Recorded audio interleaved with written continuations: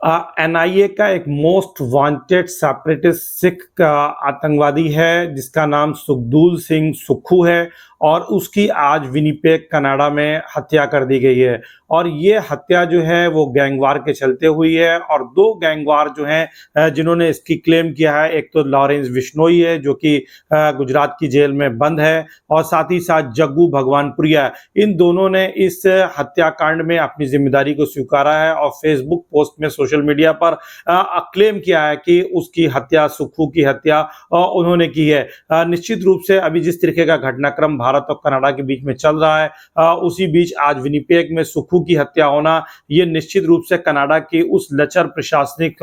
व्यवस्था को दिखाता है, कानून व्यवस्था को दिखाता है, जिसके चलते वहां पर गैंगवार बढ़ी है, जिसके चलते वहां पर सेपरेटिस्ट मूवमेंट बढ़ रहे हैं। और कनाडा ने जिस तरीके से वोट बैंक की पॉलिसी के लिए अपने यहाँ सेपरेटिस्ट सिख्स को जो है बुला रखा है, उनको वो शेल्टर करता है, अभिव्यक्ति की स्वतंत्रता के नाम पर उनको जिस तरीके से आज़ादी दी गई है, वो निश्चित रूप से कनाडा की स्वतंत्रता एक और अखंडता के लिए खतरा बनता जा रहा है। क्योंकि ये गैंगवार जो है वो भारत से निकले हुए जो अपराधी हैं, जो सिख सेपरेटिस्ट मूवमेंट से जुड़े हुए अपराधी हैं, वो कनाडा पहुंचते हैं और वो जाली फोर्स्ड अपने पासपोर्ट बनाते हैं, वीजा लेते हैं और कनाडा पहुंच जाते हैं। कैसे कनाडा में उनको असाइलम मिल जाता है, कैसे कनाडा की उनको नागरिकता मिल जाती है, ये एक बहुत बड़ा प्रश्न है। और साथ ही साथ जिसके चलते अब कनाडा जो है कहीं ना कहीं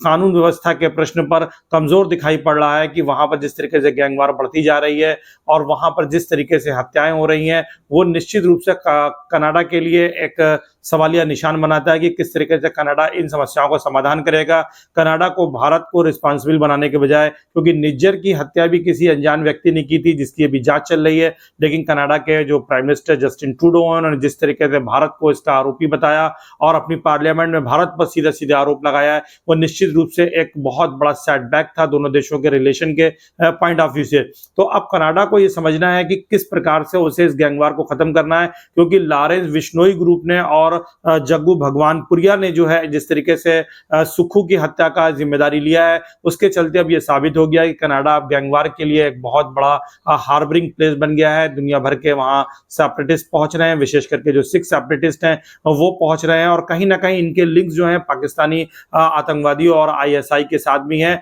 तो निश्चित रूप से कनाडा को इस पर क्रैकडाउन करना चाहिए, ना कि भारत पर आरोप लगाना चाहिए। जैसे ही इस घटनाक्रम में कोई नया अपडेट आएगा, निश्चित रूप से हम आपके साथ एक्सप्लेनेशन के साथ आएंगे और हम आगे एक डिटेल इंडो कनाडा रिलेशन पर वीडियो लेके आएंगे जो आपके लिए यूपीएससी और स्टेट पीसीएस के पॉइंट ऑफ व्यू से इंपॉर्टेंट होगा। उसमें हम G7 के पॉइंट ऑफ व्यू से, G20 के पॉइंट ऑफ व्यू से और इंडो पैसिफिक में जिस तरीके से कनाडा और इंडिया के रिलेशन है और चाइना को काउंटर करने के लिए जिस तरीके के साथ कोऑपरेट किया जा रहा है, और उस पॉइंट ऑफ व्यू को भी कंसीडर करते हुए हम लेकर के आएंगे। और अभी भारत ने आज कनाडा के लिए वीजा भी देना बंद कर दिया है, तो निश्चित रूप से दोनों देशों के संबंध डे बाय डे डिटेरियोरेट होते जा रहे हैं, क्योंकि पहले दोनों देशों ने एक दूसरे के जो है, कनाडा ने शुरुआत की जिसका भारत ने टिट फॉर टैट रिप्लाई दिया, एक दूसरे के जो सीनियर एम्बेसडर्स थे उनको वहां से निकाल दिया, फिर उसके बाद एडवाइजरीज जारी की गई और अब आज इंडिया ने वीजा पर भी जो है बैंड लगा दिया है कनाडा के लोगों के लिए। तो निश्चित रूप से भारत और कनाडा के रिलेशन जो है खराब होते जा रहे हैं, लेकिन कनाडा को अपनी घरेलू जो पॉलिटिक्स है, उनकी जो डोमेस्टिक पॉलिटिक्स है, उसको फिर से रिडिफाइन करना होगा और वोट बैंक की पॉलिटिक्स से हटते हुए कनाडा के विकास के लिए, कनाडा के डेवलपमेंट के लिए और भारत और कनाडा के जो रिलेशन है